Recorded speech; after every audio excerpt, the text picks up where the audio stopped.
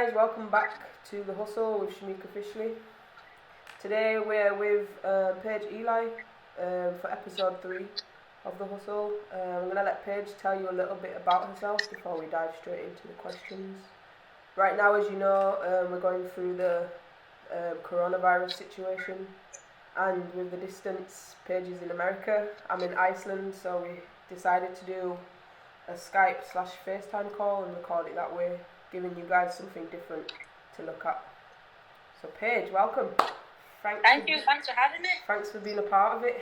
Appreciate it. Yeah, appreciate it. I'm happy to join you on your channel, and I think this is some good stuff you're putting out there. So more than welcome to be on it.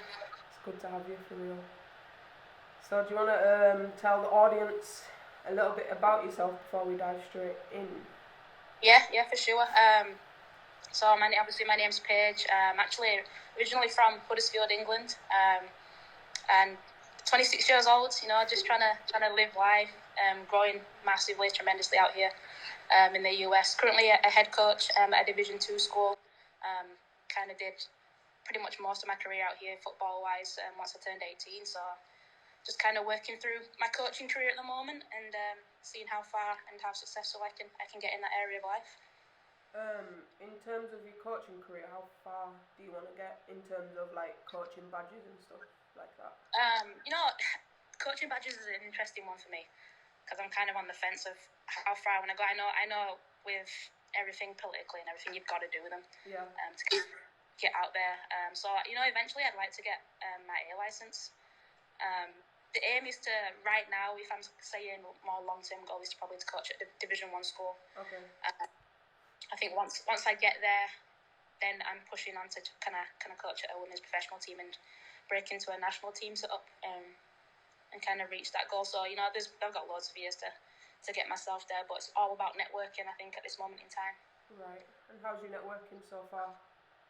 It's growing. It's got to get better. I had some good insight from somebody I was speaking to a couple weeks ago, and just kind of tell me what I should be doing over the next few months, few years, to kind of get myself out there a little bit more. So, you know, I've got to work on that a little bit harder, besides doing everything that I'm doing now. So hopefully I'll broaden that network, and things will start to open up for me. Okay. So you've had an interesting football career. Yeah. When was the first time... Okay. As a child, when was the first time you actually started kicking a ball around? Crazy. I couldn't even tell you, to be honest. All I remember is going to my grandparents' house. We'd go every Sunday, and we'd kick around in back garden on concrete, my brother and my cousins. Okay. I'm the only girl on that side of the family until my sister was born, so right. I just kicked around with all the boys in the back garden, and that's probably the first time I actually was like into football. Okay. But I didn't start playing or actually being coached until I think it was between year 6 and 7. I went for a trial at Leeds Centre of Excellence. My dad knew somebody there, and he was like, "Oh, bring Paige along." So I went there and had fun, and then year 7, that's really when it really kicked off, when I got into high school. And one of my best friends, Lydia Sutcliffe, she said, "Come along to Brighouse Juniors," which was my first youth soccer club that I played for. And after that, it just kicked off from there. So at that point, was it still the situation / progression into football where you was playing with boys? No. Or did that already I skipped all that. I skipped all that. I was straight into a girls' team at, I think it was U12, U13 maybe. Yeah, straight into a girls' team. So all my playing with boys were on the street. That's where I did all my playing with boys. So. The basic English football. Yeah, your heads and volleys and all that stuff. Yeah. Cuppies, yeah. So, what clubs have you played for? So started at Brighouse Juniors. Leeds Centre of Excellence. I wasn't there for very long, but went to Brighouse Juniors, and then I went to West Riding for quite a while. Yeah. Once I left high school, that's when I went over to Doncaster Bells. Okay. And I played there until I came out to the US. So a couple years. Came out here, Davenport, and then played for GRFC. Okay, so you've been in different clubs, different countries. What's been the best club you've played for? And why? Best club? Oof. It's tough, you know that. If I was to narrow it down to 2, I narrowed it down to 2, then I narrowed it down to 1. Okay. There's so many different benefits. I think at Brighouse, when I first started that, I kind of started to develop as a younger child a little bit more. Like I came out of my shell a little bit more. I was really shy when I was young. Yeah. So that helped me just make more friends in general. And it was fun. Like the friends that I've had then are still my friends now. Okay. So that's definitely a place that I cherish forever. And they kind of kickstarted my career anyway. So a lot of credit to that club. And then Davenport, like I can't not say Davenport because just of where I am today and the opportunities that I've had here, the people that I know, meeting you, you know, meeting Tisha, meeting Natalie, like it's mad. Like those, I feel like I've got a sisterhood within those people, and I've learned a lot throughout those years. We had our highs and we had our lows, and just in general, the full package of being a student athlete and having to balance school, work, and play football. Like that definitely molded me to today. So. Because I feel like it's a real life situation. Whereas when you're on a club team, they don't really mould you into that. It's just football. Yeah. Football is life, and there's nothing else outside of football. Right. But college, you're there every day, next year, every day. For 4 years straight. Whereas like with normal club teams and stuff, you can leave like after a year's contract or a 2 years contract and go elsewhere. Like me, for example, I just keep moving around to different teams. Right. So I appreciate being in college and at Davenport because it taught me how to be a part of one whole unit. With newcomers coming in and old ones leaving, like you're still a part of the family. Yeah, you experience more than you think you do. Yeah. Okay, the picture, don't you? Yeah. The best 4 years of my life, I think. Absolutely. Yeah, absolutely. The best 4 years. So, obviously I know you, and I've done research on you as well. I noticed that you played for the international youth for England. How many? Okay, what age group did you play for? I started with the U15s, and then so I played a few games with them, which were more friendlies. Yeah. And when I got to the U17s is when I started playing in the qualifiers. Okay. For UEFA, and then I played a little bit of U19s before I came out here as well. But that was it. As soon as I came to America, I kind of fizzled out of that.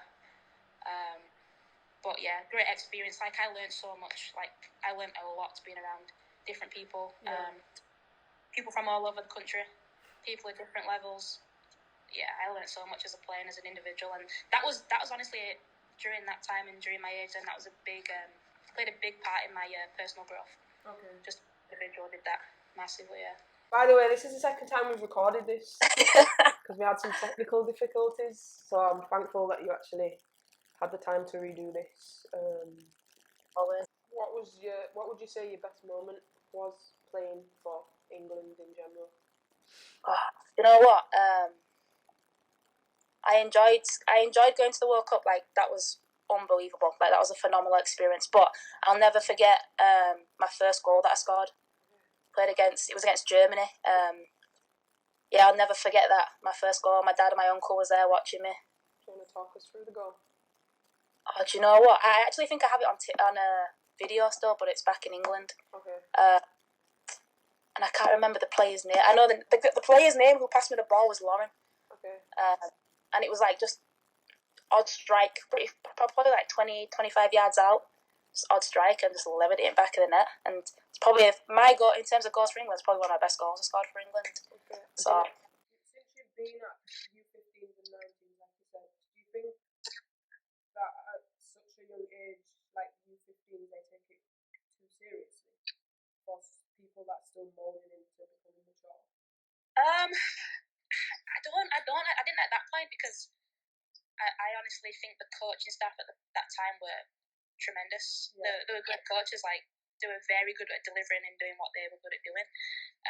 I think they tried to make you understand that you are an elite, special kind of player. Right. And they tried to deliver that within what they coached and how they coached and how they treat you around the environment, which I think is totally fair and they should do it like that.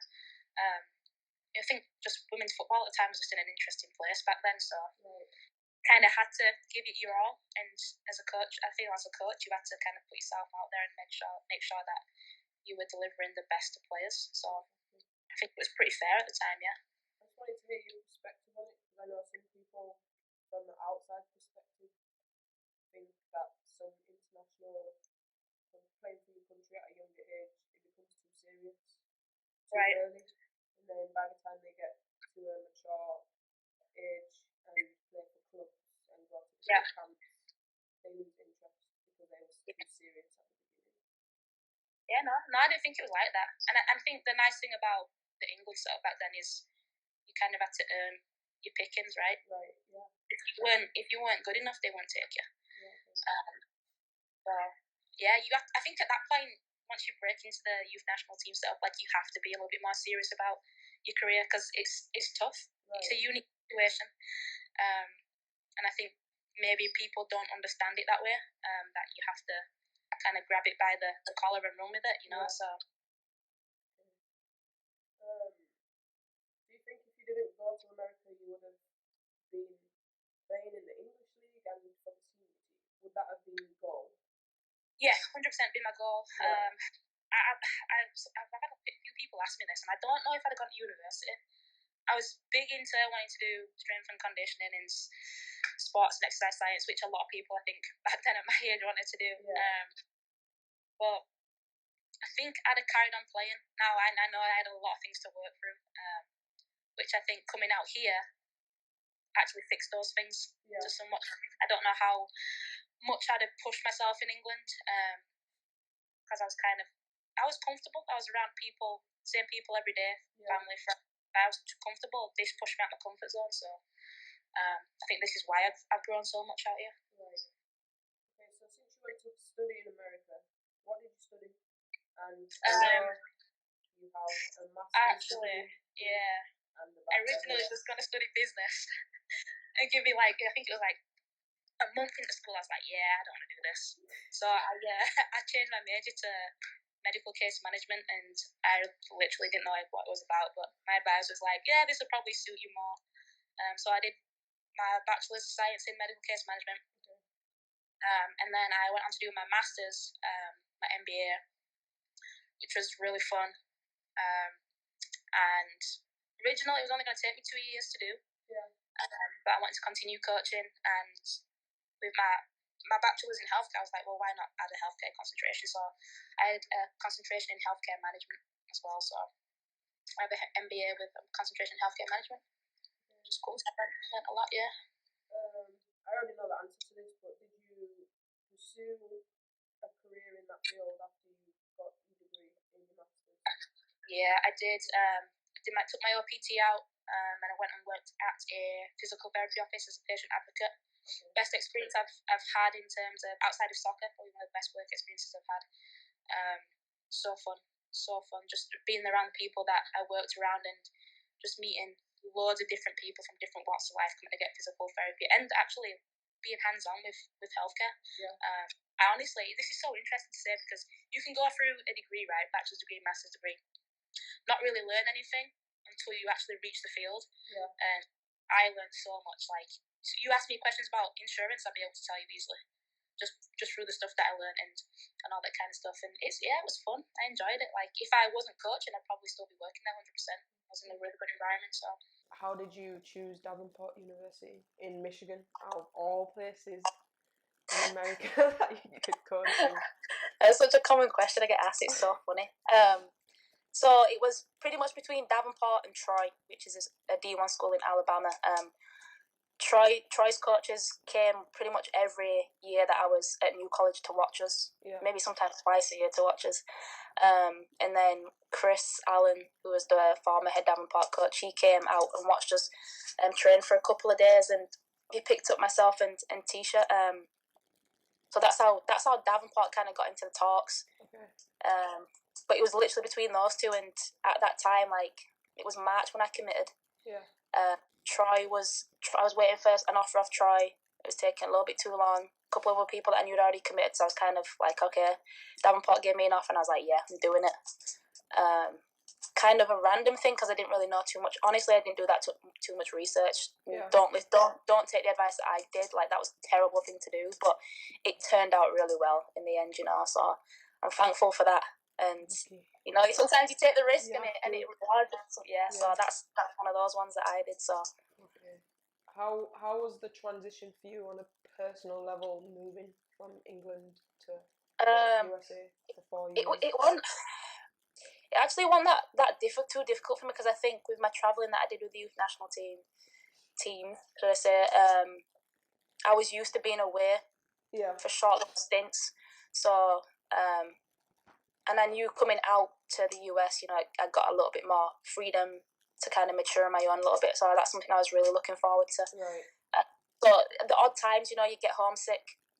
But obviously with the beauty of technology and just being able to pick up the phone and FaceTime or Skype, like, that made things a lot easier. Yeah. Plus, coming over to Davenport, like, with two people that I knew, like, I couldn't have had it any better. Right, yeah. I felt at home within itself right there, going over with two people that I knew pretty well, so. Yeah, okay. Did you settled in pretty fast, didn't you?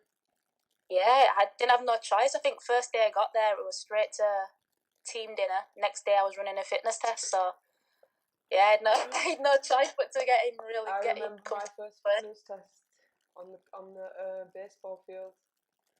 The good old US national test, yeah. Oh. I think I remember that. I remember taking some pre-workout for that fitness test, and I swear my heart was palpitating for like the next 2 hours after we'd finished running.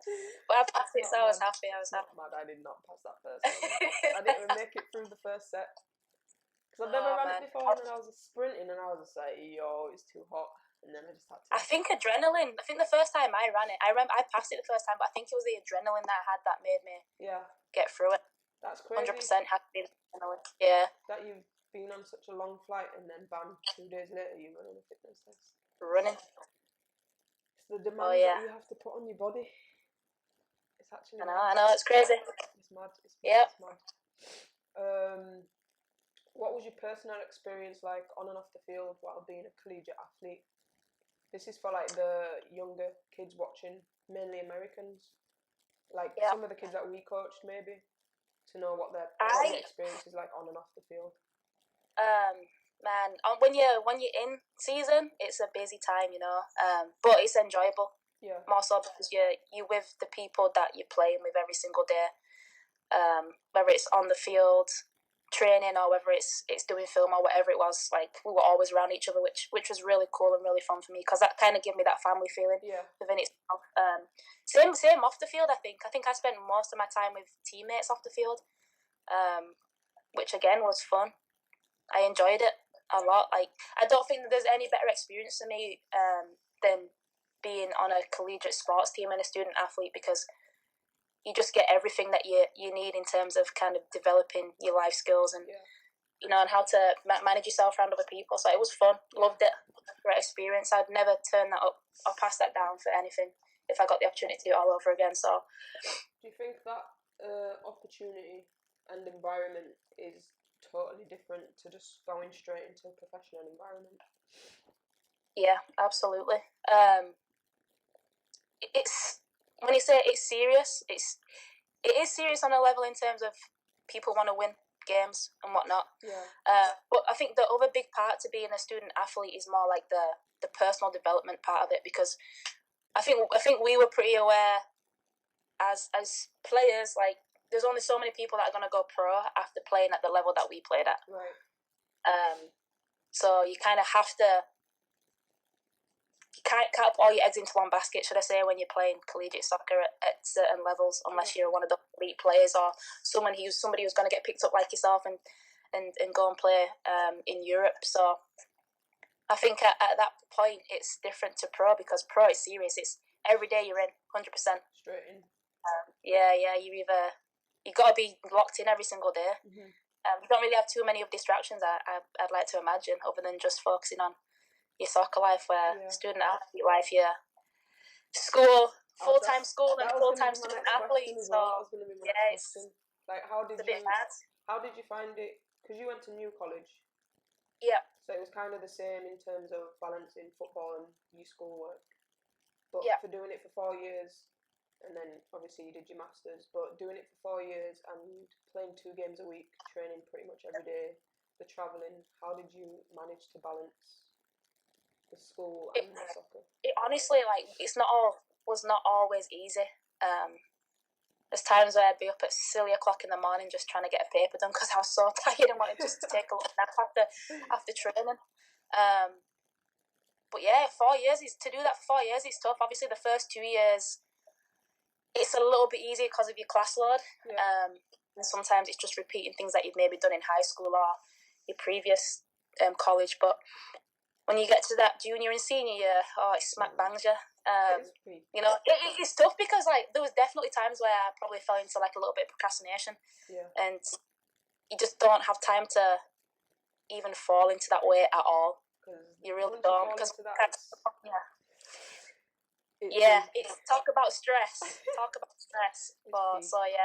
But it's tough. It's not easy at all. No.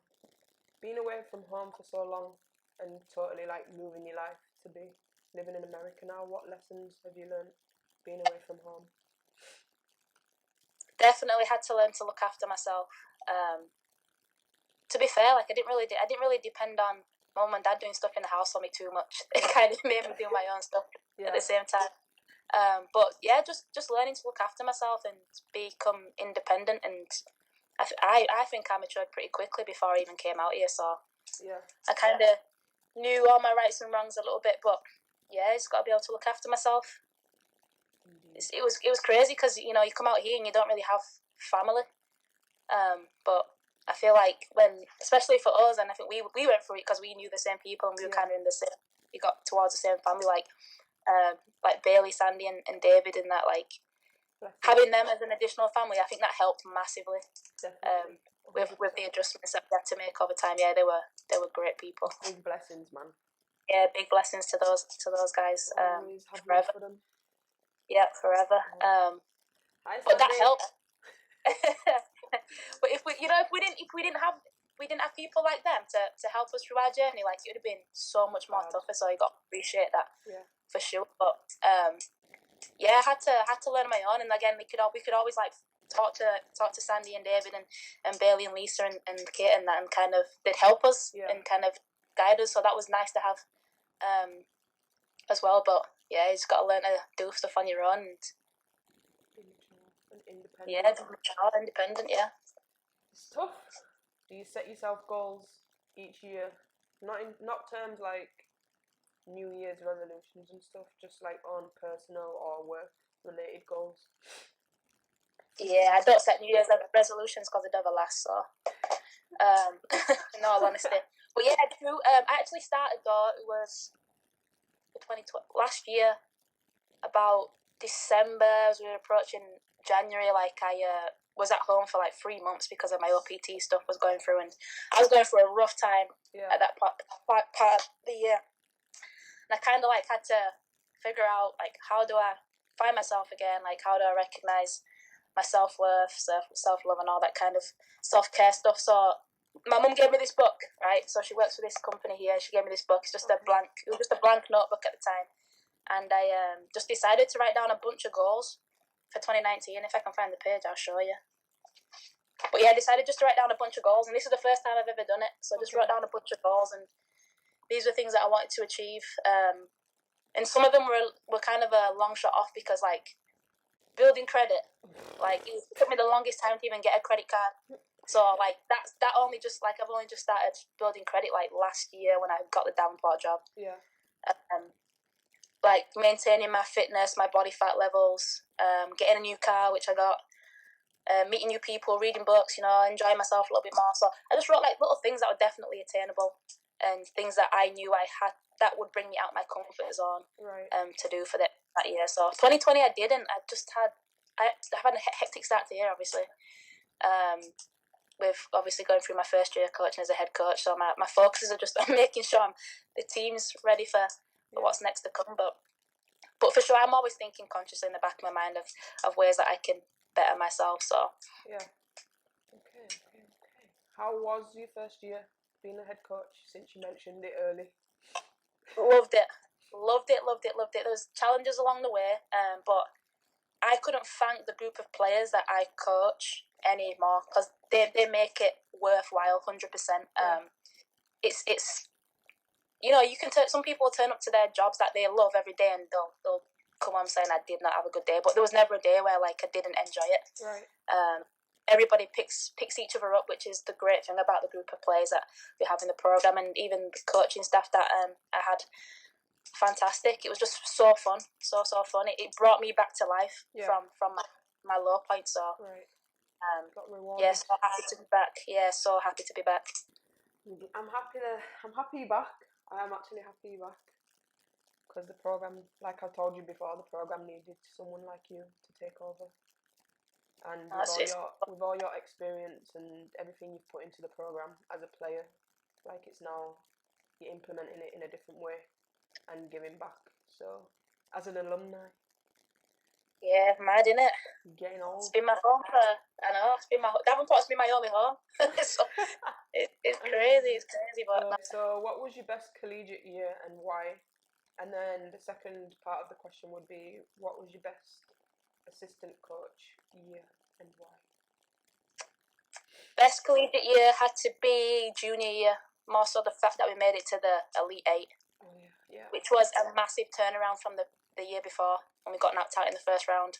Yeah. Just so fun. I don't know. I just think the team that we were on at that point was, like, for me, the best, most special team that I've ever played on. Mm-hmm. All around us, people, the kind of just how collective we were. Like, everybody was in it for one another, and it was fun. Like, it was a good group. We played some good football. You know, we had fun with it, which was the best part, and we made it to the I think that's one of the best parts about a good team. Like, if you're having fun on the outside, then it's going to show on the field. Absolutely. 100%. All the time. Yeah. And I can't really remember, like, any, like, real dull moments that we've ever had, really. Not really, me either. Yeah. Maybe last night when we got knocked out of nationals, so we won't talk about that. That team. Oh yeah. That was still a good experience, though. Yeah, it was, wasn't it, for sure. Experience. I still watch back that game every now and then, you know, just because. Where is it? And we played well. I've got it. I can share it with you. Thanks. Yeah, man. But yeah, it's good times, very good times. And just for the record, half of the starting 11 were injured. Yeah. We were nationals, and we were as far as possible. Yeah, I remember. My gosh, that was crazy. Thanks, Ives. Thanks, Ives, for that one. I'm always gonna thank Ives for letting me run in that lake with rocks while she was standing in it and never told me to slow down. Oh my gosh. Very good times. But no, yeah, good times, and it was fun. Also, I think, like, for me on a personal level, I think I played probably my best year of football that year. So yeah, I enjoyed it a lot. Okay. But for assistant coaching, I'd probably say, like, your senior year, because the year before that we had not great of a season. It was bad. Yeah, we had a poor season. We had a lot of injuries, and we had to do what we had to do. And then the year after was just the biggest bounce back ever. Yeah. That was fun, just to go through that whole. Yeah, that was fun. Did we break program history or something? Yep, broke program history. Yeah. Won the WAC, didn't we? Oh yeah. And then we lost in the tournament, and then got robbed and didn't get the chance to go to nationals, unfortunately. I was hurt. But yeah, that was by far, like, just in terms of the turnaround. Like, I would definitely use that story. Yeah. To the teams that I coach in the next few years, if we ever go through a rough patch like that, because, man, if you can survive that low of a low and then go ahead and that's massive. It was a good feeling, apart from when we got robbed. Yeah. That would be my best. Nationals, and then was that my freshman year? Yeah, it was. Yeah. Freshman and senior, bam. Yeah. Your freshman year was good. I remember when you came on at Spring Arbor and scored a hat trick like it was nothing. Like it was nothing. I was just Unbelievable, man. That game was crazy because I got cleared at half time. Yeah. To play, so. Oh, I remember that. Like, I gave me a little pep talk, and she was like, "Hey, I kid you not. When I was on the sideline, I think when you scored might have been your second or third goal, I dropped to my knees. Literally dropped to my knees. I remember so bad. She gave me a pep talk, and that just gave me so much adrenaline. What was the transition like going from a grad assistant to a general assistant to now being the head coach? What was that like for you? You know what? I cannot thank Chris Allen anymore for, first of all, bringing me in as an assistant into the program, because in all honesty, like, was I thinking about coaching? No, I really wasn't. But when he asked me to join the staff, and I was like, yeah, absolutely. I had nothing else really on my mind to do at that time, so I'm thankful for that, and also thankful for him. Like, I did a lot. I had a lot to do, and for him kind of trusting me to do so much within the program as an assistant coach who really didn't have much coaching knowledge in college soccer before that. That definitely shaped me up to become a head coach, no doubt. I'd tell anybody that's thinking about going into assistant coach, not grad assistant coach, and like, you have to put yourself in a situation where you're doing as much as possible in that role, because if you are to go and pursue a head coach job, like, everything you do in the assistant coach translates 100%, and it makes the transition so much more smoother. The stuff that I'm learning right now that I didn't know too much about is like budgeting and all that kind of stuff, which you can pick up on pretty quickly. So I'm just so thankful that I had the opportunity to do as much as I did and be trusted with loads of responsibility in the program as an assistant. Are you liking being a head coach so far? Obviously, you've already had 1 year under your belt. Yeah. How was your first year, and what are you looking to accomplish in your second year if the coronavirus doesn't affect it? Prayers up. I love the first year. It's so interesting because I felt to some degree like pressure. Division 2 coach, playing in the GLIAC, which, without being biased, like, it's one of the toughest conferences. In Division, I think it's one of the toughest conferences in Division 2. But there's a bit of pressure because every team in the GLIAC's good. Like, you never know when you're gonna win or lose a game. Exactly. Like, it's good competition. So it was. I was pressured. I'd been nervous before games. In a good way. Like, I was very confident that the girls would perform. They did awesome all year round. Granted, like, a lot of things that I changed. But it was a little bit of pressure, but it was fun at the same time to have that pressure. So embraced it and went along with it. Definitely think over the next few years, like, one of our biggest aims is can we kind of break a record and break that we've always got into the conference tournament so far the years that we played, but we've never got into the semi-final. So we've never hosted a game at home even. So that would be a first start. So can we finish in the top 4 and host a game? I think that'd be the next step that we're closest to and probably really attainable. But foreseeable future, we want to get regionally ranked. Like, we want to get our name out there. So far the past few years we've been in the GLIAC, we've done well to hold mid-table as a team coming from the NAA. So we're trying to catch up and hunt down, the top teams in our conference, like your Ashlands, Grand Valleys, Ferris, Saginaws. Get there with them one day eventually. It's a work in progress. They're a phenomenal team. So the day you lot get to the finals of the tournament against Grand Valley, that's big things happening. Oh, absolutely, yeah, absolutely. So, we got a lot of work to do. Our girls our players that are in the program know that we've got a lot of work ahead of us, and they never back down to a challenge. So they're very resilient, which is great. That's good to hear, man. That's good to hear. So, like you said, you was home for a couple of months and at a very low point. How was it for you, like, after finishing and graduating from the collegiate side of being an athlete, to taking time out for yourself and to figure out what you're going to do next with your career and life? How was it when you went to play for GRFC after that time off? Like, how did you feel to be back on the team again? It felt great to be back on a team. Do you know what? I remember first practice and I was so nervous. It's like, do I even know how to kick a ball again? All honesty, because I hadn't played in almost a year, I think it was. I'd exercised, but not to the extent of, playing 90-minute game. So it was tough. It was really tough, and during that time, man, I put on some pounds. And I stopped playing, and I think that kind of triggered a little bit me knowing that I had an extra bone in my foot. Yeah. So that made my first season at GRFC, like really tough, because I was just struggling with knowing, well, not knowing at the fact that I had this extra bone. And I think my second season is when I went to the doctor, had an X-ray, and it came up on the X-ray that I had an extra bone. My third season, approaching my third season, I had treatment to kind of break down the bone.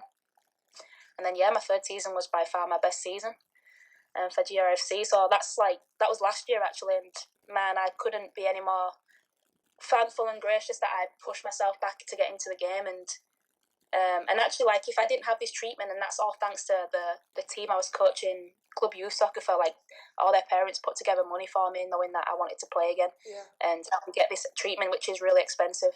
It's nothing that you can get in like a normal hospital. You kind of got to go to like a holistic medicine place. So they put together money. I was able to get I think I got 7 or 8 treatments over a 3-month period, and felt as new as ever. So if it weren't for that, like I probably wouldn't be playing. I'll probably be training, but I won't be playing. So it was tough to get back in. When you're done, I'd say don't stop. Like, keep exercising, keep playing as much as you can, because once you stop it, your body reverts quick. That fitness goes with the click of your fingers. What was your main go-to to get back in shape? Like, I personally know that you love the gym. You in the gym when I first came to college made me go harder, because when I was in high school and sixth form or college, I didn't really see anyone lifting, so I didn't know what I was doing. But then seeing like another female from England lifting, it gave me more motivation. You're a gym head, so was that one of your main go-tos to get back in shape and like drop some pounds and come back alive? You know the saying, look good, feel good? Yeah, that was it, man. Like, I was in real good shape, like real good physical shape when I was in college, right? And then when I left, then I put some weight on, like, that wasn't me. So for sure, I just wanted to get my body back healthy. So I cleansed a lot, like changed my diet massively, and just lifted. But it wasn't even just lifting. I was doing like a lot of HIIT workouts, and doing the odd cardio, like just going for a run around my neighbourhood back in England when I was at home. But I love the gym. It's my happy place. That, honestly, like, if I'm bored and I'm kind of exhausted with doing a little bit of work, that's the place I'm going to, is the gym, to kind of release some of those toxins out my body. Loved it. And to be honest, like, I was surrounded by a lot of people who were always in the gym, like, obviously Reese, Gabe, Victor, and all that lot. So I always used to go to the gym with those guys all the time, and they loved the gym. So being around them, like, made me fall in love with the gym even more. Right. They pushed me in the gym as well. Like, I was doing this, not the same weight, but I was doing the same exercises that they were doing. And they'd push me. And But I loved that. I loved that part of it. So I wasn't gonna stop because it made me feel good. Right. Okay. So if you have any advice to anyone who's stopped but wants to get back in, what would your advice be? You gotta be confident that, first of all, you gotta be confident that you can do it. I know sometimes people will go to the gym people will want to go to the gym and get back into shape, but they'll feel like the gym is just a place for people already in shape. Yeah. But it's not. The gym's the best place you can put you, because nobody cares what you're doing. Like, everybody's doing their own thing. Everybody's got their own sense of confidence and ability in the gym. But you just got to get yourself back into it. Start slow. You don't want to go straight smack bang. And kind of just build it up. Do what makes you, to start off with, like, feel comfortable within yourself. But then once you get past that point of being able to crack the soreness and the pain, like, you got to push yourself harder and don't stop. I actually read a really good book. It's in my room. I can't remember what it's called, but it talks about building habits. And I read that book when I was back home in England for the 3 months, and that's one of the first books that I read. I think it took me I read it within like 3 days, and it literally, basically, the biggest lesson I got out of that book was it takes 21 days to get into a habit. So, like, that's what I did. Literally, I followed that book 21 days. I did the same routine every day in terms of waking up, breakfast, working out, making sure I had meals at certain times of the day, drinking plenty of water. Like, I did that for 21 days, and it just became natural to me. Okay. So you've got to make sure you build a habit. Like, if you break your habit cycle, it gets more difficult to kind of get back into that stride. So. Yeah. Okay, so I I'll that. post the link of the book in the description. And Yeah. we'll do that as well, just for you guys who want to get into a habit of something and try something new to get back into something you've done in the past. Don't be scared. 100%. If you're thinking about it, that means you're supposed to be doing it. That's Yep. what I think. Anyway. Absolutely. So to me, on a personal level, when I talk about you, I think that you're a natural leader, and you have been. You was a captain during my first couple of years in Davenport, and you took it into being an assistant coach, but then you showed me and maybe Kylie and all the other captains my senior year and junior year how to be a captain. Do you think you've always been a leader? In a sense, in terms of like, I've always been vocal. Yeah. Not vocal as in somebody that's always trying to dictate what everybody's doing, but like I've always talked to everybody on the team. I think on all the teams that I've played, I've never really not had somebody that I've not liked. Right. Wanted to build relationships with. So yeah, and I had to kind of take it upon myself, like especially at Davenport, because I came from just coming from playing from youth national teams. Like I had a lot of knowledge, soccer wise. So I think it was like kind of my duty to help people if things weren't going right, kind of thing. So yeah, I just enjoyed making sure everybody was doing all right, and making sure things were going good. Necessarily, I didn't want to be. I don't think I ever was the captain who told people, "Hey, you got to do this X, Y, and Z." It was just more put armband on the field and kind of help things run fine, like keep the vibes up on the field and stuff like that. So okay, so I'm gonna touch base real quick on a little debate. Yeah. Just for the soccer heads out there, football, England people, whatever. We both know from playing on the same team, you don't have to be a leader you don't have to be a captain to be a leader. Yeah. What are your views on that? You don't. I honestly, like, to me, the captain's armband is just something you wear on your arm, innit? Yeah. There's so many other leaders. This is the thing, like, especially if I'm talking about, like, related to Davenport team right now, we've got so many leaders. But there'll be people that don't want to speak up just because they don't have that C on their arm. Which you can't do that. No. You've got to be able to have a voice within yourself in the necessary times, and if you can do that, you're a leader, right. Hands down. Yeah, to be honest, it's just a sense of entitlement for some people, 100%. But yeah, honestly, like captaincy, to be voted by your teammate or your coach, like that's obviously a great achievement. Like you're recognised for your abilities to lead. But yeah, if you've got it in you, you've got it in you. You've got to bring it out, regardless if you've got the captain title or not, I think. I just had to ask you that because I know there's a lot of soccer people, maybe younger, that are watching and think, "Oh, I've got the armband, like I can do this." No, like you can't. Yeah. You know what? The biggest thing is, like, regardless of if you have the armband or not, if you are respected, people will listen to you. If you're not respected, people ain't gonna listen to you. So that's the biggest thing, is that you need to have the respect of the people around you. And if you do, regardless if you got captain's armband, they're gonna listen to you and gonna follow you. So that was the next thing I was gonna say. Like a little story of mine when Chris asked me to be a captain. I think it was my sophomore, junior year, and then he picked someone else for different reasons, which is fine, and I was a little pissed. And then he asked me again, and I kind of turned it down, and I literally told him, like, I don't need an armband because the players respect me. Yep, you didn't need it. I didn't need it. 100%, no, 100% you didn't need it, yeah. And I agree. Looking back now, I'm thinking, how did I even know that? Because I wanted to be a captain, but because he picked someone else for different reasons than what I thought a captain should be picked for. Yep.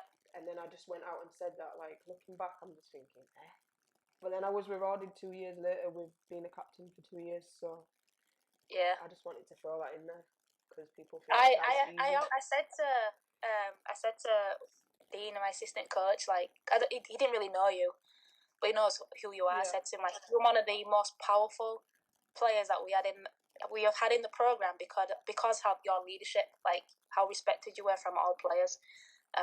And I think especially your senior year, that you played a massive part in making sure everybody was bought in and on board.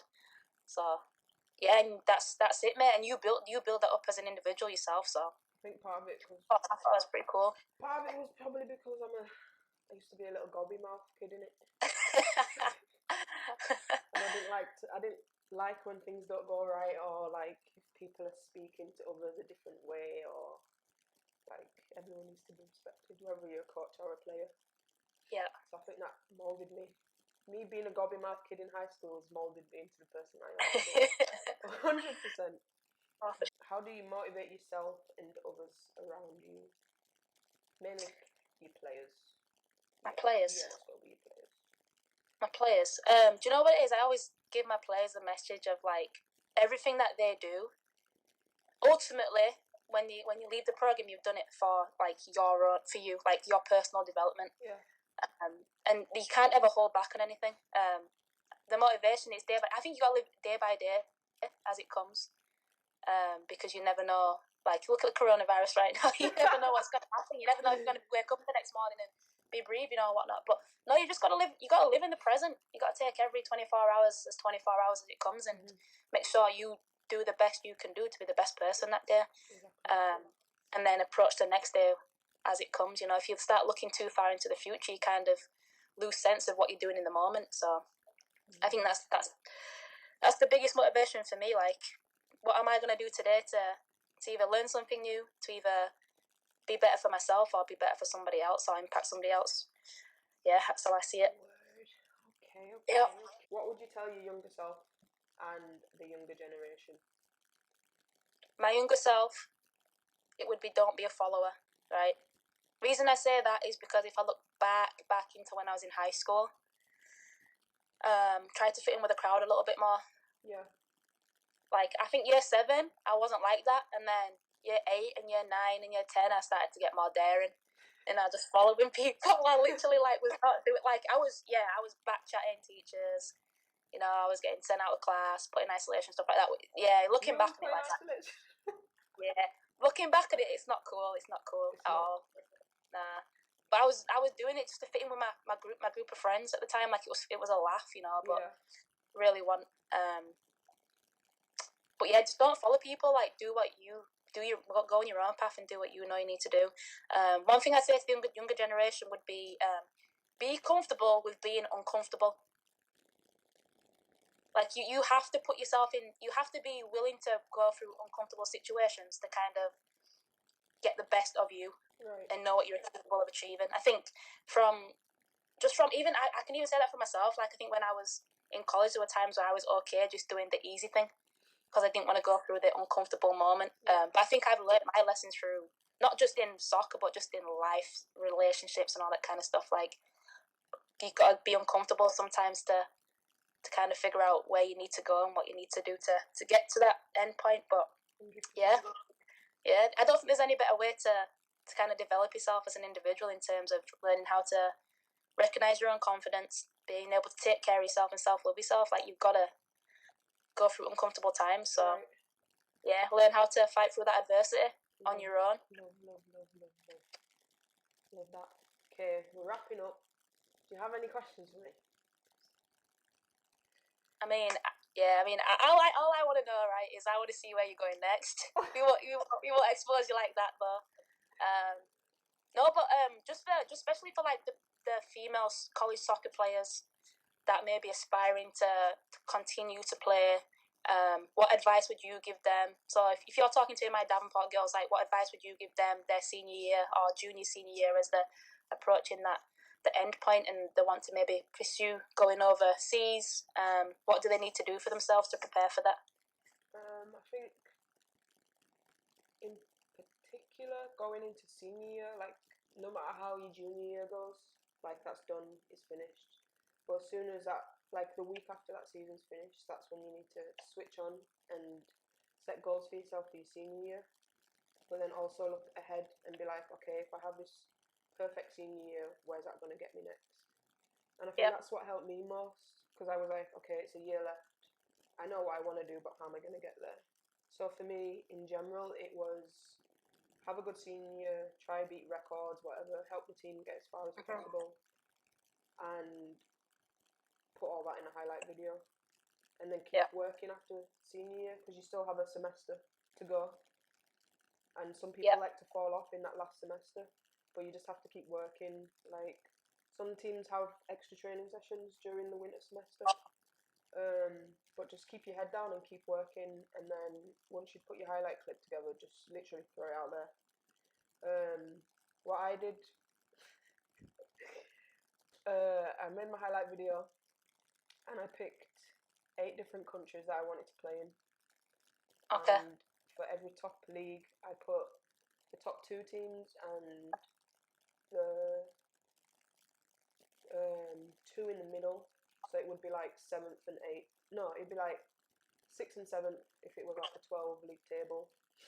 And I got the email addresses, and I just sent my highlight video to 4 teams in each league for 8 different countries. Nice. So you got to be putting work. You have to, like, I thought at first, like, why am I doing this? Like, I'm just looking extra and, like, I'm begging it. But if you really want something, you just have to say, put all your pride aside and just throw it out there. Facebook is a new thing now where everyone's recruiting. Twitter, like, all social media now is growing and helping people make connections. So that was good for me. But then talk to people who you know have been pro, because they can help you.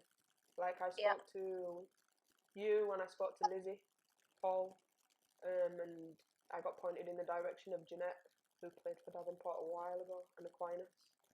And she put me in contact with her agent when she played overseas, and 6 teams later, I'm still playing.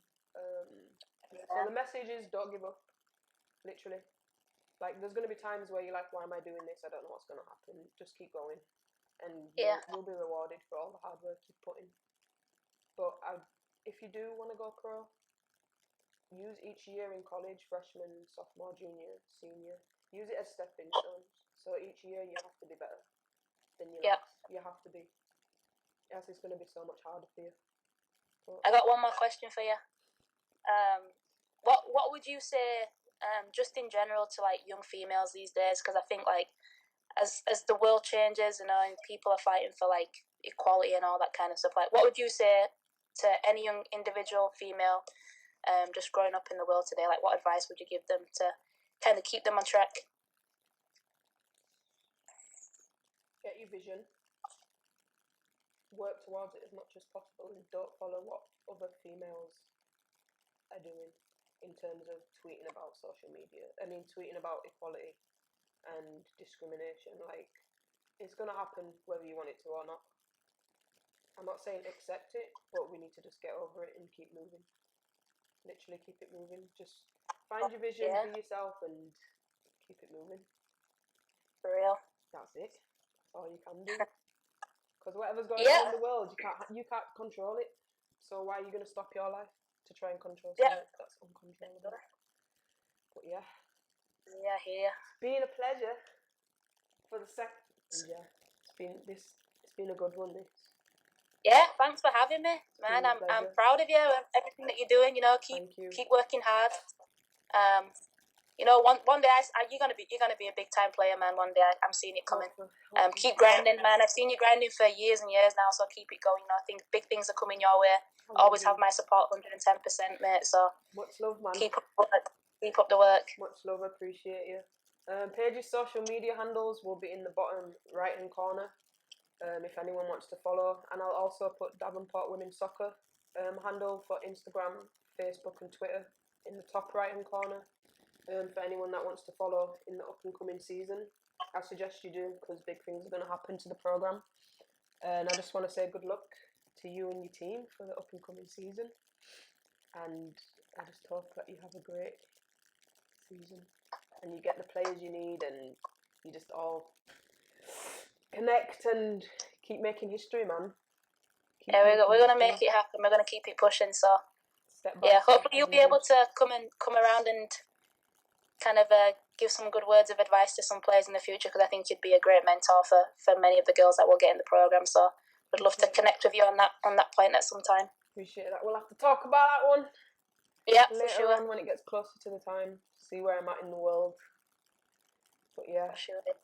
Thanks for watching, guys. I hope you enjoyed. One quick message. I hope everyone's staying safe and staying in the homes and not being stupid about the whole coronavirus thing. It is serious. I know some people are taking it as banter, but it's not. Like, it is actually serious and it can kill you. But just be smart about it and try and stay safe and be with your loved ones as much as possible. Thanks for watching again. Like, subscribe, share, comment. Keep the hustle going. Deuces!